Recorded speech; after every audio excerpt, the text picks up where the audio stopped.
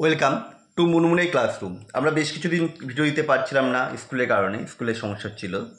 তো আমরা চলে এসেছি ক্লাস 11-এর প্রশ্নবিচিত্রা নিয়ে। প্রত্যেকটা সেট আমরা 3টে পার্টে করবো। এটা যে ফার্স্ট সেটের যে প্রথমটা, আয়ন বিনিময় পদ্ধতিতে জলের মৃদুকরণে ব্যবহৃত বাণিজ্যিক রেজিনের সংকেত C8H7SO3N। আণবিক ভর বলে দিয়েছে 206। রেজিন দ্বারা গৃহীত Ca2+ আয়নের পরিমাণ মোল পার গ্রাম এককে কত হবে নির্ণয় করতে বলেছে। দেখো এটার অ্যান্সার তো আমি বলে দিলাম, বি হবে অপশান 1/412। কিন্তু এভাবে করলে হবে না, কীভাবে আসছে এটা আমাদের জানা প্রয়োজন। এটা তো তোমাদের বইয়েও দেওয়া রয়েছে উত্তরগুলো।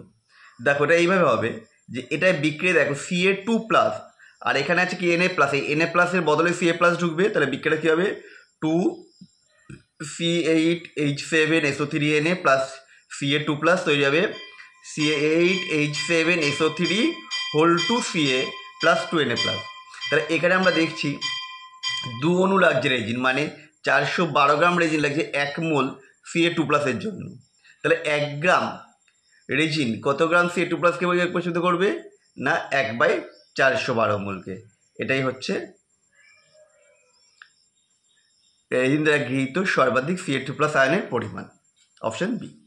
চলো পরের কোশ্চেনে চলে যাই। যদি কোনো কোশ্চেন বুঝতে অসুবিধা থাকে বা কোনো সমস্যা হয় অবশ্যই আমাকে তোমরা হোয়াটসঅ্যাপ করতে পারো বা এমনি এখানেও কোশ্চেন করে জিজ্ঞাসা করতে পারো কমেন্ট করে। দেখো বিবৃতি এ, ইথেনের দহনে লিমিটিং রিজেন্টটি হলো ইথেন। লিমিটিং রিজেন্ট মানে যে বিকারকটি সম্পূর্ণভাবে বিক্রিয়া করে এবং যেটির পরিমাণ মানে ওই অনুপাতিক হারে কম থাকবে।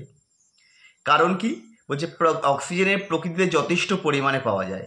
তাহলে ইথেনকে যখন বাতাসে পড়ানো হয় তখন দেখা যায় ইথেনটা সম্পূর্ণ পুড়ে যাচ্ছে, অর্থাৎ ওটা লিমিটিং রেজেন্ট হিসেবে কাজ করছে। কেন না বাতাসে যথেষ্ট পরিমাণে অক্সিজেন পাওয়া যায় বলে, পুরোটার সাথে বিক্রিয়া করতে পারছে। তাহলে এক্ষেত্রে কী হবে, এক্ষেত্রে অপশান যেটা হবে এ এবং আর উভয়ই সঠিক এবং আর হলো এর সঠিক ব্যাখ্যা। That means option A. Ascending reasoning তোমাদের আসতে পারে, যদিও নিটে এখন এবার মানে এখন আর অ্যাসেন্ডিং রিজনিং আসে না। পরেরটা, 1 millimole Mn+ ion 193 coulomb charge বহন করলে n এর মান হয় ড্যাশ। এখানে n এর মান হবে 2। দেখো কীভাবে করছি, 1 মিলিমোল Mn2+ চার্জ হচ্ছে 193। তাহলে 1 মোল Mn+ এর চার্জ কত হবে না 1000 দিয়ে গুণ হয়ে গেলে এত কুলম্ব। তাহলে n এর মান কী হবে, এটা বাই ফ্যারাডে এফ এর মানে 4500 দিয়ে ভাগ করতে হবে, করলে আসছে 2। আমার ভিডিওগুলো ভালো লাগলে অবশ্যই কমেন্ট করবে এবং বন্ধুদের মধ্যে শেয়ার করে দেবে। দেখো 4 নম্বর কী বলছে, B3+ আয়নের তৃতীয় বোর কক্ষ ও He+ আয়নের দ্বিতীয় বোর কক্ষের ব্যাসার্ধের অনুপাত কত হবে। এটা হবে 9:8। কী করে আসছে দেখি যাক।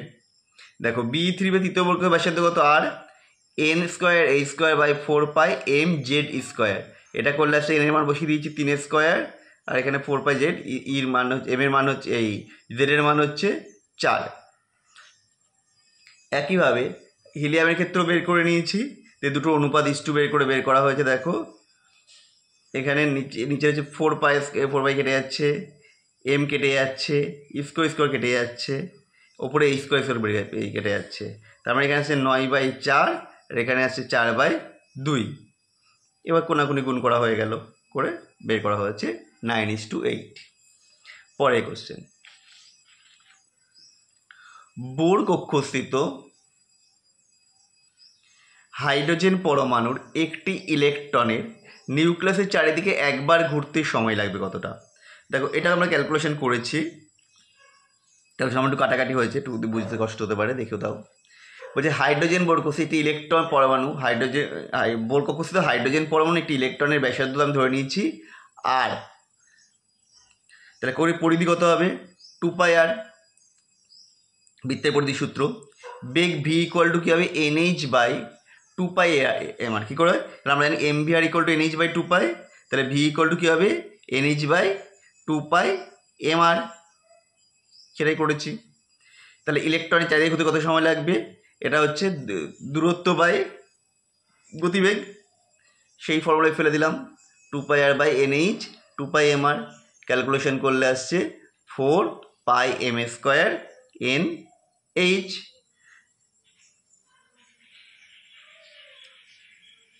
অপশান সি হবে। তাহলে আমরা দেখে নাও, এটা হচ্ছে অপশান সি। কি বলছে, হাইড্রোজেন পরমাণুর n-তম বোর কক্ষের ইলেকট্রনের ডিবগলি তরঙ্গ দৈর্ঘ্য 1.5 πa0, যেখানে a0 হচ্ছে বোরের ব্যাসার্ধ। তাহলে n/z এর মান কত? এটার অ্যান্সার আমাদের কাছে এসছে হচ্ছে 0.75 b। কীভাবে এসছে দেখো, ডিবগলি তরঙ্গ ল্যামডা = h/mv, আবার আমরা কি জানি mvr = nh/2π। তাহলে এখানটায় এই যে আর এর জায়গায় আমরা কি বসাচ্ছি, a0/n²/z², কারণ কি জানি rn = a0 × n²/z, সেটাই আমি বসিয়ে দিলাম। এবার তাহলে mv কত আসছে, এগুলোকে পাশে পাঠিয়ে দিচ্ছি, nz², কারণ এর পাশে একটা n কেটে যাচ্ছে, nhz/2πa0n²। আচ্ছা আমি কাটিনি, ফার্স্টে প্রথমে রেখে দিয়ে পরে কেটে দিচ্ছি, একটা n কেটে যাচ্ছে, তার মানে এখানে আসবে hz/2πa0n। তাহলে এবার হচ্ছে 2 নম্বর সমীকরণে, এই সমীকরণটাতে আমি এমভির মান, এখান থেকে যেটা এমভি পেয়ে যাচ্ছে, এমভি এর মান আছে সেই 1.5 যেটা দিয়েছিল, সেই মানটা বসাবো। আচ্ছা আগে এখানে বসিয়ে দেখি, এইখানে আগে প্রথমে 1 নম্বরে 2 নম্বরে প্রাপ্ত এমভির মানটা বসিয়ে দিই, দিয়ে কি আছে দেখি, তারপর আমি যেটা বসাচ্ছি ল্যামডাটার মান। দেখো ল্যামডা = h/mv, এমভির জায়গায় বসছে hz/2πa0n। এটাকে উল্টে গেলে পরে আসছে ল্যামডা = 2πa0n/z।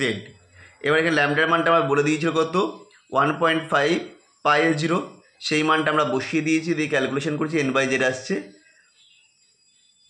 1.5/2, দ্যাট মিনস 0.75, আর that is option B. Dash সেটটি হলো ক্রোমিয়ামের 19তম ইলেকট্রনের 4টি কোয়ান্টাম সংখ্যার সেট। আচ্ছা 19তম ইলেকট্রনটা কোথায় প্রবেশ করে, 4s1, 4s প্রবেশ করে। তাহলে 4s এর ক্ষেত্রে কী হবে, n এর মান 4, s এর জন্য l এর মান 0, m এর মান 0, আর s এর মান হতে পারে প্লাস আপ হতে পারে, মাইনাস আপ হতে পারে। তো এখানে যে প্লাস আপই রয়েছে, সে অপশান বি।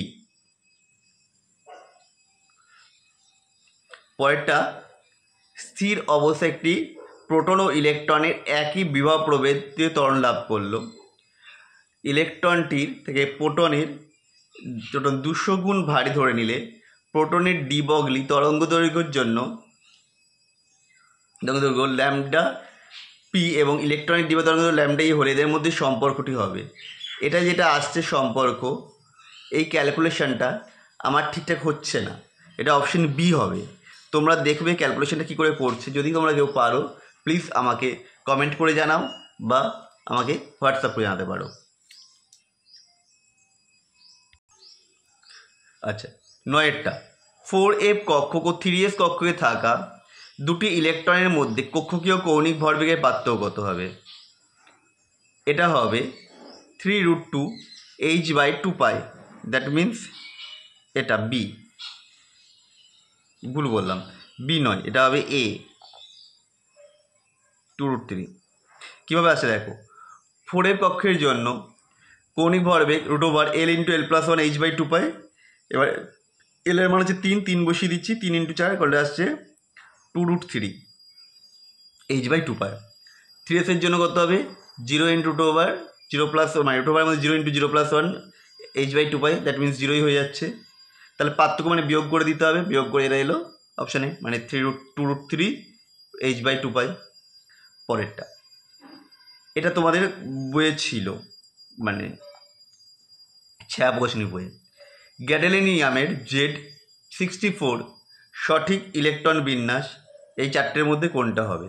দেখো এই কক্ষে যখন ইলেকট্রনটা প্রবেশ করেছে তখন কি হবে, 5d021, s6s2, 5d021 আর 4f তাহলে এবারে 4 পেজে দেখা হতে পারে মানে কি এখানে আমার ডিতে অবশ্যই একটা বা শূন্য ইলেকট্রন থাকবে। এখানে ডি এর 1 আছে, এখানে 6, এখানে 5, এখানে 2, ফলে এগুলো কোনোটাই হওয়া সম্ভব নয় ডি ইলেকট্রন বিন্যাসের মধ্যে। সো অপশান এ ছাড়া এটা কোনোটাই হওয়া সম্ভব নয়। এটা মুখস্থ করার প্রয়োজন নেই, শুধুমাত্র ইলেকট্রন বিন্যাস এফ ব্লক মৌলে যদি তোমরা জানতে পারো তাহলে এটার অ্যান্সার করে ফেলতে পারবে। চলো পরেরটা, স্তম্ভ 1 আর 2 এর মিলন ঘটিয়ে সঠিকটা নির্বাচন করতে হবে, কার কোনটার ইলেকট্রন বিন্যাস হতে পারে। এটা করার জন্য আমি যেটা করেছি দেখো, আমরা এখানে নিষ্ক্রিয় মৌলগুলো আমি করে নিয়েছি। হিলিয়াম 2, এটা হচ্ছে 1 নম্বর পর্যায়ে রয়েছে। নিয়ন 10 2 নম্বর পর্যায়ে, তার মানে কি 2-এর কম হলে 1 নম্বর, 10-এর কম হলে 2 নম্বরে, 18-এর কম হলে 3 নম্বর পর্যায়ে, 35-এর কম হলে সে 4 নম্বর পর্যায়ে, 54-এর কম হলে সে 5 নম্বর পর্যায়ে, আর 86-এর কম হলে সে হবে 6 নম্বর পর্যায়ে। অবশ্যই 54-এর বেশি 86 কম, মানে এই রেঞ্জগুলোর মধ্যে থাকবে। তা দেখো আমি প্রথমে দেখি শেষের দিক থেকে 14, যেটা আমার সহজ হবে করাটা। 14 মানে হচ্ছে 10-এর বেশি 18-এর কম, অর্থাৎ 3 নম্বর পর্যায়ে। 14 যদি 3 নম্বর মানে ডি এর 4-এর জন্য হবে হচ্ছে বি, 4-এর জন্য বি আছে 1 এবং এ এবং ডিতে, তাহলে আমার অন্যগুলো দেখা দরকার। তাহলে আমি দেখি আমি 31 পরে যেটা ছোটো আছে, 31 মানে হচ্ছে 18-এর বেশি 35-এর কম, তার মানে এটা হয়ে যাবে 4র্থ পর্যায়ে। তাহলে এর জন্য আসছে হচ্ছে সি, 1-এর জন্য সি একমাত্র রয়েছে এখানটাতে, কারণ আমার অলরেডি সিটা আগেই বাদ গেছে, আমার এটা হবে তাহলে অপশান ডি, 1-এর জন্য সি, অর্থাৎ 31-এর হবে 4, 50 মানে হচ্ছে 5 এ, 56 মানে হচ্ছে 6 মানে হচ্ছে ডি, আর 4 এটা তো বললামই, এটা তার মানে হয়ে যাচ্ছে বি 3 নম্বরে, অপশান ডি। আমার ভিডিওটা কেমন লাগলো অবশ্যই কমেন্ট করে জানাও, আর আমি খুব শীঘ্রই পরের পার্টটাও নিয়ে আসবো, আশা করছি দেরি হবে না। 12-এরগুলো ভিডিওগুলোও খুব শীঘ্রই আমি নিয়ে আসছি কোশ্চেন ব্যাংকের।